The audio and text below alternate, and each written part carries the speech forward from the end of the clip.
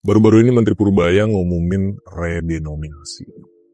Pas gue baca newsnya, gue langsung, yakin. Soalnya Indonesia kan pernah dulu redenominasi di tahun 1965. Dan idenya sama, 1000 jadi 1 perak. Dan waktu itu gagal total. Kalau ngelihat 100 tahun terakhir, dari sekitar 60 negara lah yang lakuin redenominasi. Yang sukses itu sekitar 10-20. Yang gagal ada. Yang nggak ngefek sama sekali banyak. Jadi pertanyaannya kenapa sekarang nih? Sebenarnya agak sedikit misleading pas bilang Purbaya nusulin ini. Karena ini di ranahnya Bank Indonesia. Dan banyak orang salah kaprah tentang konsep redenominasi ini. Karena bayangin paniknya kalau misalnya tiba-tiba kalian bangun tidur, lihat di rekening bank yang sebelumnya tabungan 100 juta rupiah, amin. Loh kok sisa 100.000, ini beli motor aja nggak bisa. Tiba-tiba ke warkop pesen 2 Indomie sama telur yang sebelumnya 10.000, dia bilang 10 perak aja mas. Nah timingnya ini sebenarnya emang agak lumayan unik. Bahkan beberapa ekonom sampai mewanti-wanti, hati-hati project jangan buru-buru. Dan project ini seakan kayak ada tombol merah gede banget nih, riset. Technically riset ini sebenarnya bisa dilakuin kapan aja. Tapi balik lagi, kalau momennya salah, bisa hancur lebur. Cuma sebelum kita bahas kasus sukses atau kasus gagal dan kita harus siapin apa, ini jadi aspek yang paling penting, yaitu seluruh warga Indonesia harus ngerti apa itu redenominasi. Jadi kita masuk ke chapter 1. Kalau buat gue pribadi, project ini tuh jauh lebih berat bobotnya ke psikologis masyarakat dan psikologis investor asing. Karena dulu pas 1965, pas kita gagal total, salah satunya adalah sosialisasi yang membingungkan sampai warga sendiri agak gak ngerti ini gue pakai uang yang lama apa pakai uang yang baru nih. Sampai pas di era Soeharto, akhirnya di cancel total projectnya, terus ya udah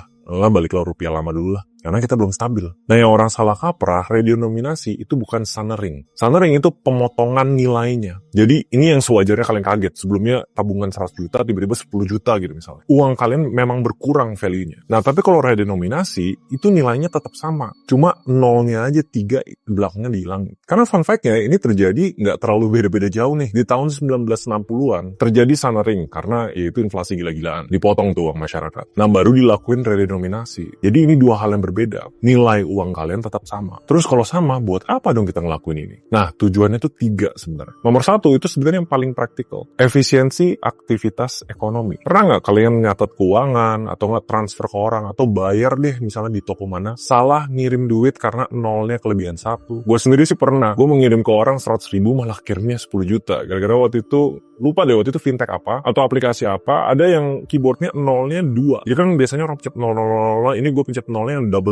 Belum lagi pencatatan finance, belum lagi kalau kalian buka Excel sheet atau baca laporan keuangan, nol banyak itu bikin bingung. Nol banyak bikin nggak efisien. Ngaruh nanti ke kasir, ke toko, semuanya jadi jauh lebih ringkas. Jadi mungkin kalau anak IT, wah ini storage-nya bisa lebih kecil nih. Gue sih sangat happy ya kalau ini terjadi. Nah tapi faktor yang paling penting itu sebenarnya poin kedua sama poin ketiga. Yang kedua, branding mata uang kita. Ingat, dulu pas pertama kali rupiah ada, $1 itu 3,8 rupiah. Naik sampai hampir 17.000, mata uang yang punya nolnya banyak itu tuh dipersepsikan sebagai inflatif. Kita orang Indonesia mungkin ngeliatnya ya udah ya 16.000, 17.000 $1. Tapi kalau orang asing ngeliatnya, gue punya $1 nih, kok berubah jadi 16.000? Ini mata uang bener nggak sih? Ini negara ekonominya bagus nggak sih? Kok sampai nolnya banyak gitu? Jadi ada aspek psikologisnya. Gimana cara bikin mata uang kita kelihatan lebih stabil? Kelihatannya, karena kita udah riset dari zaman hyperinflatif kita. Nah dari efisiensi sama kelihatan lebih stabil, kalau kepercayaan publik naik, kepercayaan investor asing naik, baru tujuan ketiganya adalah trust. Orang lebih percaya nih untuk pegang rupiah. Dan kalau ditanya proyek paling sukses di seluruh dunia itu di mana, itu Turki. Dia ngilangin nolnya bukan cuma 3 kayak Indonesia, dia ngilanginnya 6 nolnya. Yang gagal ada juga Venezuela, dia hilangin 5 nolnya,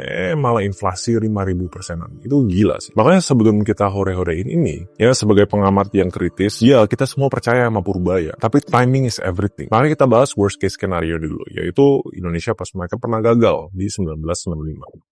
Nah kalau kita bandingin sama negara kita sendiri, itu di eranya Pak Soekarno. Yes, waktu itu dari 3,8 rupiah per dolar, terjadilah inflasi karena Amerikanya juga nguat. Premisnya simpel, oke kita harus bangun kepercayaan ulang. 1.000 rupiah jadi 1 rupiah. Nah tapi timing is everything. Waktu itu ekonominya itu lagi sekarat. Inflasi bisa sampai 592% per tahunnya. Uang dicetak buat politik, proyek ambisius, dan waktu itu nggak ada cadangan devisa. Nah mungkin banyak kalian bakal nanya nih, apa hubungannya yang ngulangin nol sama inflasi? Ya itu muncul dari kebingungan rakyat. Karena Karena redenominasi untuk negara kayak Indonesia yang pembayaran cash itu masih banyak, sudah pasti dalam beberapa tahun ya kita tuh pegang 2 mata uang. At least kalau kalian pegang cash. Jadi pertama, aspek sosialisasi itu penting banget. Jadi orang nggak bingung nih, 100.000 ada 1.000. Bahkan waktu itu banyak toko-toko itu nolak uang baru karena nilainya turun terus. Alhasil dari semua kebingungan ini, 1 tahun kemudian inflasinya tembus sampai 1.500%. Dan waktu itu bukan mati karena digorok, tapi ya banyak orang nggak mau pakai. Ujung-ujungnya pas Soeharto naik, ya ini project udah dibatalin aja dulu deh. Ini kan buat psikologis, buat kepercayaan. Mendingan kita walk the talk dulu, beresin kebijakan-kebijakan moneternya dulu. Benang merahnya di project redenominasi itu ngejawab pertanyaan kenapa dilakuin. Kalau sekedar karena panik, karena pengen riset aja, padahal ekonomi lagi nggak stabil, nah itu berbahaya banget. Nah ini kenapa ada beberapa narasi bilang, wah ini bisa ngebantu memberantas koruptor nih. Karena as you know, koruptor itu punya aset dan uang atau aliran dana yang nggak dicatat sama sistem. Banyak kan mereka pegangnya kalau nggak dalam bentuk cash atau nggak dalam bentuk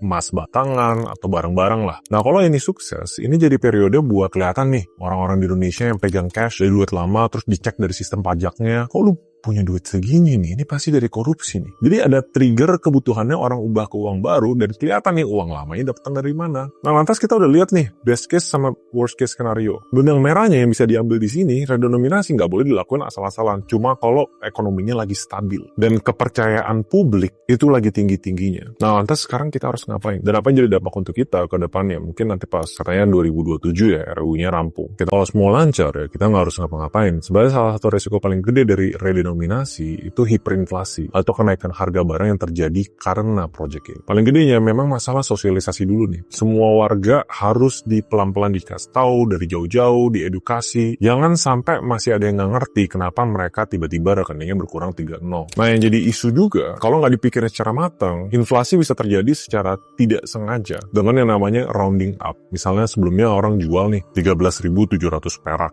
tapi nanti kan berubah jadi 13,7. Nah ini beberapa toko-toko bakal lebih oportunistik nih, naikin 13,7-nya jadi 14. Kedengarannya kayak kecil kan, dan nggak mungkin toko-toko itu round down. Nah mungkin 13,7 jadi 13. Bahkan yang 13.400 perak, kalau toko-toko seluruh Indonesia oportunistik, bukan turun tapi malah naik ke 14. Ini hal kecil yang nggak bakal gitu kerasa sebenarnya kalau dari 1-2 transaksi. Tapi kalau di skema besar ekonominya, ini bakal berdampak banget. Bersyukurnya, kita masih ada beberapa tahun untuk semua resiko-resiko ini tuh bisa diminimalisir. Yaitu pas pelan-pelan Indonesia jadi negara yang lebih cashless. Karena kalau semuanya serba digital, jauh lebih gampang. 13,4 ya nggak masalah, 13,51 ya nggak masalah. Gue pribadi sih sangat menanti-nantikan ini project sukses. Atau seamit-amitnya ya udah netral aja. Nggak bikin rupiah lebih kuat, nggak bikin lebih lemah, tapi setidaknya dapat benefit nomor 1 tadi, itu accountingnya jadi lebih nggak ribet. Orang lebih jarang salah kalau misalnya transfer orang, toko-toko lebih gampang inputnya, nggak mesti tet nolnya banyak, dan orang korupsi jadi lebih susah karena angkanya lebih gampang dilihat. Minimal itulah harapan gue. By 2027 ekonomi kita harus stabil dan punya sosialisasi yang cukup untuk ini sukses. Tapi kalau kita mau optimis, suatu hari investor asing atau orang luar mau Indonesia, lihat 1 USD